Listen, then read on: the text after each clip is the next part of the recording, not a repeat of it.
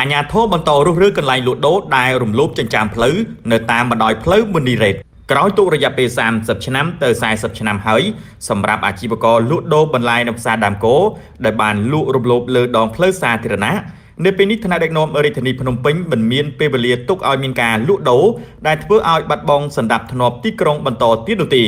ម្យ៉ាងការលក់ដូរនៅលើដងផ្លូវដែលបង្កឲ្យមានការកកស្ទះនៅផ្សារដើមគោនេះក៏មិនមែនជាការលក់ដូរតចំនួននោះដែរយ៉ាងណាបើទោះបីជាមានការតវ៉ាពីក្រមអាជីវករលក់ដូរយ៉ាងណាក៏ដោយនៅព្រឹកថ្ងៃទី19ខែមករានេះមន្ត្រីខណ្ឌមានជ័យបានបន្តដឹកនាំកម្លាំងគណៈបញ្ជាការឯកភាពរដ្ឋបាលខណ្ឌសហការជាមួយនឹងកម្លាំងសង្កាត់ស្ទឹងមានជ័យ1បន្តអនុវត្តវិធានការរដ្ឋបាលទៅលើការលក់ដូរនិងប្រកបអាជីវកម្មដែលរំលោភបំពានប៉ះពាល់លើចំណីផ្លូវនៅតាមបណ្ដោយផ្លូវមុនីរ៉េតស្ថិតក្នុងសង្កាត់ស្ទឹងមានជ័យទី1ខណ្ឌមានជ័យរាជធានីភ្នំពេញដោយកម្លាំងអគ្គបញ្ជាការឯកភាពបានធ្វើការរុះរើចោលនៅសំណង់ផ្សេងៗដូចជាជញ្ជាំងបេតុងសម្ភារៈលក់ដូរនិងចាក់សាបលយចូលចំណីផ្លូវដកហូតយកទៅរក្សាទុកនៅសាលាខណ្ឌមានជ័យនិងធ្វើការអប់រំណែនាំដល់ម្ចាស់ទីតាំងឈប់បន្តលក់ដូរប៉ះពាល់លើចំណីផ្លូវយ៉ាងណានៅយប់ថ្ងៃអាទិត្យទី18ខែមករាឆ្នាំ2026លោកខួនស្រេងអភិបាលរាជធានីភ្នំពេញបានចុះសម្របសម្រួលដោយផ្ទាល់ជាមួយនឹងបងប្អូនអាជីវករនៅផ្សារដើមគោដែលបានលក់ដូរតាមចិញ្ចើមផ្លូវនិងទ្រូងផ្លូវតំបន់ជុំវិញផ្សារដើមគោនិងបានណែនាំឲ្យពួកគាត់ទៅលក់ដូរនៅផ្សារដើមគោថ្មីដែលស្ថិតនៅមហាវិថីឈ្នះឬហៅថាផ្លូវកប់ស្រូវដែលស្ថិតនៅក្នុងសង្កាត់គោករកាខណ្ឌព្រៃភ្នៅដោយទទួលបានលក្ខខណ្ឌអនុគ្រោះជាច្រើនរួមមានការអនុគ្រោះថ្លៃជួលតូបរយៈពេល2ឆ្នាំដំបូងដោយពុំមានប្រាក់កក់ពុំគិតថ្លៃទឹកថ្លៃភ្លើងរយៈពេល6ខែដំបូងព្រមទាំងអត្ថប្រយោជន៍ផ្សេងជាច្រើនទៀតខ្ញុំណែនាំយូរហើយរឿងហ្នឹងប៉ុន្តែអត់ព្រមធ្វើតាមខ្ញុំផងខ្ញុំហ្នឹងគេណែនាំដូចគេជុំគេមិនមានអាលុយជាងមកអញ្ចឹងខ្ញុំចង់និយាយអាហ្នឹងលើអាហ្នឹងតែហេតុអីបានមិនទៅនៅលក់នោះហេតុអីមើលមូលហេតុអីចាឲ្យម៉េចអូន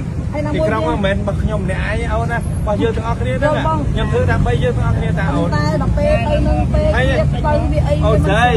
វាមិនដែរស្រួលទេរឿងផ្លាស់ប្ដូរចំណុចទេទៅប៉ុន្តែបាយអូខេបាយចុះបាយបាយទៅ